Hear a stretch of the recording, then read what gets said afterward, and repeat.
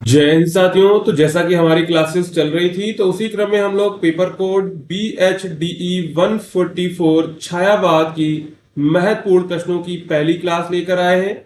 तो आप लोग इस क्लास को पूरा एंड तक देखेंगे तो आपको समझ में आ जाएगा किस तरह के प्रश्न आपके एग्जाम में पूछे जाएंगे और इसी तरह के प्रश्नों को आपको एग्जाम में तैयार करना है। अगर आप लोग इन सभी सब्जेक्ट के प्रश्नों को जो है एक जगह चाहते हैं इंपॉर्टेंट क्वेश्चंस की पीडीएफ को, तो आप लोग गैस पेपर को डाउनलोड कर सकते हैं। उसके लिए सिंपली गूगल पे आपको जाना है और यहां पर आपको टाइप करना है shop.hindustannowledge.com। जैसे आप इसको टाइप करेंगे थोड़ी देर आपको वेट करना है, तो आपके सामने कुछ इस प्रकार का पेज आ जाएगा। ठीक है, सिंपली आपको क्या करना है, सर्च कोड पे जाना है। यहां पे आपको अपना पेपर कोड टाइप करना है BHDE 144। ठीक है, जैसे आप इसको टाइप करेंगे तो यहाँ पर ये देखिए आपका गैस पेपर आ जाएगा। तो यहाँ से आप लोग इसको परचेज कर सकते हैं। अगर आपको कोई प्रॉब्लम होती है तो आप इस नंबर पे व्हाट्सएप या फिर व्हाट्सएप आइकन पर क्लिक करके व्हाट्सएप को एक्सेस कर सकते हैं। और अगर आप लोग इस क्लास की पीडीएफ को डाउनलोड करना चाहते हैं तो उसकी लिंक आपको डिस्क्रिप्शन में मिल जाएगी और जो इस वेबसाइट की भी लिंक आपको डिस्क्रिप्शन में मिल जाएगी, तो वहां से आप लोग इसको एक्सेस कर सकते हैं। और आप लोग जो टेलीग्राम चैनल को ज्वाइन करना मत भूलिएगा, जिससे इंपॉर्टेंट अपडेट जो है आपको टाइम टू टाइम मिलती रहेंगी। अब चलते हैं यहाँ पर हम लोग प्रश्न पर। हमारा प्रश्न क्या कह रहा है, जयशंकर प्रसाद के शिल्प विधान की संक्षिप्त चर्चा कीजिए। यानी कि जयशंकर प्रसाद का काव्य है उसमें या गद्य है उसमें शिल्प जो विधान है उसकी चर्चा यहाँ पर करनी है। तो हिंदी साहित्य में जयशंकर प्रसाद एक महान कवि रहे हैं, नाटककार भी रहे हैं, कहानीकार उपन्यासकार के रूप में प्रतिष्ठित हैं। वे छायावादी युग के प्रमुख स्तंभों में से एक हैं। उनकी रचनाओं में भाषा, भाव शैली, प्रतीक, बिंब और कल्पना की ऐसी सजीवता मिलती है कि पाठक उनके साहित्य में डूब जाता है। उनके शिल्प विधान की विशेषताएं उन्हें साहित्य में एक अनोखा स्थान देती हैं। यानी कि देखो, हिंदी साहित्य में जयशंकर प्रसाद एक कवि भी रह चुके हैं, नाटककार भी हैं, उन्होंने कहानियां भी लिखी हैं और उपन्यास भी लिखे हैं। और उन्हें जो है छायावाद के प्रमुख स्तंभों में से एक माना जाता है। उनकी रचनाएं, भाषा, भाव शैली ऐसी होती हैं कि इसमें पाठक डूब जाता है। और जो है पाठक डूब जाता है, इसी के कारण उनकी जो रचनाएं हैं वो साहित्य में एक अनोखा स्थान रखती हैं और वो भी साहित्य में एक अनोखा स्थान रखते हैं। तो यहाँ पर सबसे पहली विशेषता है भाषा की विशेषता। तो जयशंकर प्रसाद की भाषा मुख्यतः संस्कृत निष्ठ खड़ी बोली है। उन्होंने अपनी रचनाओं में शुद्ध और परिष्कृत हिंदी का प्रयोग किया है, जो साहित्यिक सौंदर्य को बढ़ाने में सहायक है और उनकी भाषा भावों की गहराई को प्रकट करने में पूरी तरह सक्षम है। उन्होंने गूढ़ विषयों को भी सरलता से प्रस्तुत किया है, जिससे पाठक सहजता से भावों को समझ सके। यानी कि उनकी भाषा सबसे पहले तो भाषा है संस्कृत निष्ठ खड़ी बोली, और उन्होंने अपनी रचनाओं में शुद्ध जो है परिष्कृत हिंदी का प्रयोग किया है, जिससे जो है साहित्य का सौंदर्य बढ़ सके और जो उनकी भाषा है भावों की गहराई को प्रकट करने में पूरी तरह सक्षम होती है। जैसे उदाहरण देखते हैं, अरुण यह मधुमेह देश हमारा, जहां पहुंचे अनजान क्षितिज को मिलता एक सहारा। या भाषा में क्या है, माधुर्य है, लयात्मकता है, भावों की गहराई है, स्पष्ट रूप से दिखाई देती है। जब इसे आप लोग लय में पढ़ेंगे तो आपको इसमें देखिए लयात्मकता दिखाई पड़ेगी। जैसे अरुण यह मधुमेह देश हमारा, जहां पहुंच अनजान क्षितिज को मिलता है एक सहारा। तो यहाँ पर जितना भी आप इसको धीमी पढ़ेंगे उतनी ही इसको आपको लय के साथ आप इसको पढ़ पाएंगे। ठीक है, यहाँ पर चलते हैं। दूसरा है प्रतीक और बिंब योजना। प्रसाद जी की रचनाओं में प्रतीक और बिंबों का प्रयोग अत्यंत प्रभावशाली है। वे प्रकृति, ऋतुओं, फूलों, पक्षियों और नदियों के माध्यम से अपनी भावनाओं को प्रस्तुत करते हैं, यानी कि नदियों को बिंबित करते हैं। उनके बिंबों में नवीनता और सूक्ष्मता है और जो पाठक के मन को छू जाती है। उदाहरण के लिए कामायनी ने उन्होंने मनोवैज्ञानिक भावों को जल, वायु, अग्नि जैसे प्राकृतिक तत्वों से जोड़ा है। यानी कि वो क्या करते हैं, बिंबों का मतलब है चित्रों के माध्यम से जो चित्र वो यूज करते हैं वो पाठक को क्या करते हैं, मन को छू जाते हैं और जो प्रतीक यूज करते हैं। इसके बाद है कल्पनाशीलता। उनकी जयशंकर प्रसाद की सबसे बड़ी विशेषता उनकी गहरी और उच्च कोटि की कल्पनाशीलता है। यानी कि वो उच्च कोटि का कल्पना कर पाते हैं। वे साधारण विषय को भी अपनी कल्पना शक्ति से असाधारण बना देते हैं। उनकी कल्पना में भारतीय संस्कृति, इतिहास और दर्शन की झलक मिलती है। उदाहरण के लिए कामायनी में उन्होंने मनु, श्रद्धा, और इड़ा के माध्यम से मानव जीवन की जटिलताओं को बहुत ही सुंदर ढंग से प्रस्तुत किया था। यानी कि उनकी जो कल्पना है वो भी उच्च कोटि है। वे जो है साधारण विषयों को अपनी कल्पना से असाधारण बना देते हैं, जिससे क्या होता है, जिससे जो पाठक होता है वो उनकी रचनाओं में डूब जाता है, और जो कवि यानी कि जो जयशंकर प्रसाद कहना चाहते हैं वो सीधे उनके दिमाग में डाल देते हैं। इसके बाद है शैली की विशेषता। तो उनकी शैली में लयात्मकता, संगीतात्मकता, भावनात्मक भावनात्मक दिखाई देती है, और वहां पर भावनात्मक गहराई होती है।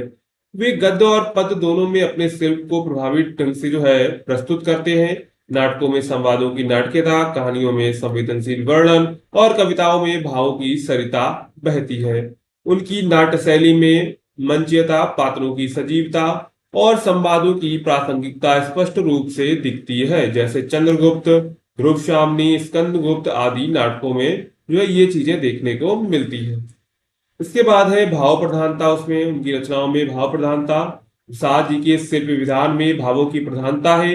उन्होंने आत्मा के सूक्ष्मतम भावों को बड़ी सहजता और सुंदरता से प्रस्तुत किया है। वे मनुष्य के अंतर मन की यात्रा को कलात्मक ढंग से प्रस्तुत करते हैं। यानी कि वे जो है जो भी वे रचनाएं लिखते हैं तो उसमें वे भाव, उनकी जो है भाव की प्रधानता होती है। वे मनुष्य के अंतर मन की जो यात्रा है वो कलात्मक रूप से प्रस्तुत भी करते हैं। इसके बाद है संगीतात्मकता और लय। उनकी कविताओं में लय, ताल की सजीवता है। पाठ करते समय ऐसा अनुभव होता है मानो कोई मधुर संगीत सुन रहे हो। छंदों का सटीक प्रयोग, अनुप्रास और अलंकारिक भाषा उनकी कविता को संगीतमय बनाती है। निष्कर्ष अगर हम लोग देखें तो जयशंकर प्रसाद का शिल्प विधान अत्यंत प्रभावशाली, कल्पनाशील और कलात्मक है। उनकी भाषा शैली, प्रतीक योजना, भावों की गहराई और लयात्मकता ने हिंदी साहित्य को समृद्ध किया है। वे न केवल भावों के कलाकार थे बल्कि शिल्प के भी अद्वितीय शिल्पकार थे। उनकी रचनाएं आज भी साहित्य प्रेमियों के हृदय को स्पर्श करती हैं और आने वाली पीढ़ियों को भी प्रेरणा देती हैं। यानी कि जय निष्कर्ष में क्या लिखी, निष्कर्ष में ऊपर जो आपने पढ़ा होता है वही सब कुछ लिखना होता है। तो जयशंकर प्रसाद की जो शिल्प प्रधान है वो अत्यंत प्रभावशाली है। उसमें उन्होंने कल्पना जो है उनकी चरम सीमा पर है, और उनकी कलात्मकता, उनकी भाषा जो शैली है, प्रतीक योजना है, और जो भावों की गहराई है वो हिंदी साहित्य को समृद्ध बना रही है। वे ना केवल भावों के कलाकार थे बल्कि शिल्प के भी अद्वितीय शिल्पकार थे। उनकी रचनाएं आज भी साहित्य प्रेमियों के हृदय को स्पर्श करती हैं और आने वाली पीढ़ियों को भी प्रेरणा देती हैं। इसके बाद चलते हैं दूसरा, जयशंकर प्रसाद के काव्य में अभिव्यक्त राष्ट्रीय चेतना और मानवीयता पर प्रकाश डालिए। यानी कि जयशंकर प्रसाद की रचनाओं में आपको राष्ट्रीय चेतना दिखेगी और मानवीय जो है चेतना भी देखने को मिलेगी। तो उसके बारे में यहाँ पर हम लोग लिखेंगे। तो जयशंकर प्रसाद ने हिंदी साहित्य के छायावादी युग के प्रमुख कवि हैं, बिल्कुल सही है। वे केवल कोमल भावनाओं के ही नहीं बल्कि देशभक्त और मानवता के भी कवि थे। यानी कि उन्होंने देशभक्त पर भी रचनाएं लिखी हैं। उनके काव्य में राष्ट्रीय चेतना और मानवीय भावनाएं गहराई से अभिव्यक्त हुई हैं। उन्होंने अपने समय की सामाजिक, राजनीतिक और सांस्कृतिक परिस्थितियों को ध्यान में रखते हुए ऐसे भावों की रचना की जो आज भी हमें प्रेरित करती हैं। तो सबसे पहले यहाँ पर देखेंगे राष्ट्रीय चेतना का स्वर उनकी रचनाओं में देखने को मिलता है। तो जयशंकर प्रसाद के समय भारत परतंत्रता की बेड़ियों में जकड़ा हुआ था। देश की स्थिति को देखकर वे अत्यंत व्यथित थे। उन्होंने अपने काव्य में भारत की गौरवशाली संस्कृति, ऐतिहासिक परंपराओं और जो है स्वतंत्रता की आकांक्षा को बहुत ही प्रभावशाली ढंग से प्रस्तुत किया था। देखते हैं सबसे पहले भारतीय संस्कृति का गौरववान। प्रसाद जी ने भारत की प्राचीन संस्कृति, धर्म, दर्शन, ज्ञान परंपरा का गौरवपूर्ण वर्णन किया। उन्होंने भारतीय सभ्यता की महानता को याद दिलाकर जनमानस में आत्म गौरव की भावना बढ़ाई। यानी कि उस समय वो ऐसी रचनाएं लिख रहे थे जो राष्ट्रीय चेतना का स्वर थी। यानी कि जो है भारत के बारे में, भारत की महानता के बारे में लिखते थे, जिससे क्या होता था, जिससे जनमानस में आत्म गौरव की भावना उत्पन्न होती थी। इसके बाद है देश प्रेम और स्वतंत्रता। तो उनकी कविताओं में देश प्रेम की भावना बहुत गहरी है। उन्होंने परोक्ष रूप से ब्रिटिश शासन के विरुद्ध आवाज उठाई। उनके शब्दों में वह शक्ति है जो राष्ट्र के लिए समर्पण और बलिदान की प्रेरणा देती है।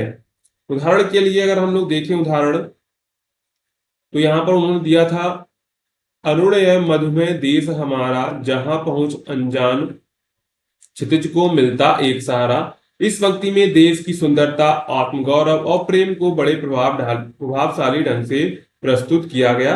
यानी कि अरुण यह मधुमेह देश हमारा, अरुण की तरह मधुमेह देश हमारा है, जहां कोई भी पहुंच जाता है तो उसको कोई ना कोई एक सहारा मिल जाता है। इसके बाद है ऐतिहासिक स्मरण और प्रेरणा। तो प्रसाद जी ने अपने नाटकों को, कविताओं में भारतीय इतिहास के वीरों और महान घटनाओं को याद किया, जिससे लोगों में स्वतंत्रता के लिए प्रेरणा पैदा हो। चंद्रगुप्त, स्कंदगुप्त जैसे नाटकों में भी यही राष्ट्रीय चेतना झलकती है। इसके बाद उन्होंने मानवता के संदेश दिए। तो प्रसाद जी के काव्य में केवल राष्ट्र के प्रति प्रेम तक सीमित नहीं था, बल्कि उसमें जो है पूरी मानवता के प्रति करुणा और प्रेम भाव भी दिखाई देता है।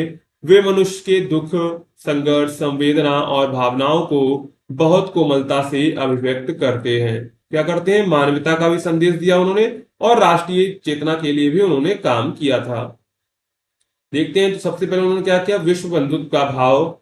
उन्होंने संकीर्णता, जाति पाति और धर्म के भेदभाव को नकारा। उनके काव्य में यह विचार प्रबल है कि मानव एकमात्र और सभी को समान दृष्टि से देखा जाना चाहिए। यह दृष्टिकोण गीता और उपनिषदों की उस भावना से जुड़ा है जो वसुधैव कुटुंबकम को मानती है। इसके बाद यहाँ पर देखें करुणा और सहानुभूति। तो उनकी रचनाओं में पीड़ित मानवता के प्रति करुणा झलकती है। वे मनुष्य के मानसिक और आत्मिक संघर्ष को बहुत ही सुंदर ढंग से प्रस्तुत करते हैं। कामायनी में उन्होंने मानव मन की विभिन्न अवस्थाओं जैसे श्रद्धा, स्मृति, आशा, इड़ा के माध्यम से मानवीयता की गहराइयों को भी प्रस्तुत किया है। यानी कि उनकी रचनाओं में क्या होता है? पीड़ित मानवता के प्रति करुणा झलकती दिखाई पड़ती है। वे मनुष्य के मानसिक और आत्मिक संघर्ष को बहुत ही सुंदर ढंग से प्रस्तुत करते हैं। जैसे कामायनी में उन्होंने मानव मन की विभिन्न अवस्थाओं जैसे श्रद्धा, स्मृति, आशा, इड़ा के माध्यम से जो है मानवता की गहराइयों को प्रस्तुत किया है। इसके बाद है नारी के प्रति सम्मान। तो प्रसाद जी ने नारी को केवल सौंदर्य की वस्तु नहीं, बल्कि एक सजीव और समर्थ मानव के रूप में प्रस्तुत किया है। उनकी रचनाओं में नारी सम्मान, स्वतंत्रता और आत्मबल की भावना मिलती है। यहाँ पर क्या लिखेंगे? इसके बाद हम लोग लिखेंगे निष्कर्ष। यहाँ पर देखिए उनकी रचनाओं में नारी के प्रति सम्मान, यानी कि जो रचनाएं लिखते हैं उनमें जो है नारी का सम्मान भी दिखता है। इसके बाद यहाँ पर हम लोग इसका निष्कर्ष लिखेंगे। जयशंकर प्रसाद का काव्य राष्ट्रीय चेतना और मानवता का एक सुंदर संगम है। उन्होंने जहां एक ओर भारतवर्ष की महानता, स्वतंत्रता और आत्मगौरव का ज्ञान प्राप्त किया, वहीं दूसरी ओर पूरी मानवता के प्रति प्रेम, सहानुभूति और करुणा की भावना को भी जगह दी। उनका काव्य आज भी हमें प्रेरणा देता है कि हम देश से प्रेम करें और समस्त मानव जाति के कल्याण के लिए कार्य करें। उनकी रचनाएं केवल साहित्य नहीं बल्कि जीवन के आदर्श बन गई हैं। यानी कि वो क्या कहते हैं, यानी कि जो उनकी रचनाएं हैं वो आजकल हमें प्रेरणा नहीं देती हैं, बल्कि उन्होंने जो है समस्त मानव जाति के लिए कल्याण का काम भी करती हैं। तो यहाँ पर टोटल हमने कुछ 2 प्रश्नों को छायावाद के कवर किया हुआ है। इसके बाद आपकी आपकी अगली वीडियोस आएंगी तो वहां पर हम लोग कवर करेंगे। तो आपको टेलीग्राम, व्हाट्सएप ग्रुप को ज्वाइन कर लेना है। और अगर आपको कुछ परचेज करना है तो यहाँ से आप लोग परचेज करते हैं। कोई प्रॉब्लम होती है तो आप इस नंबर पे व्हाट्सएप कर सकते हैं। ठीक है, मिलते हैं अगली क्लास में।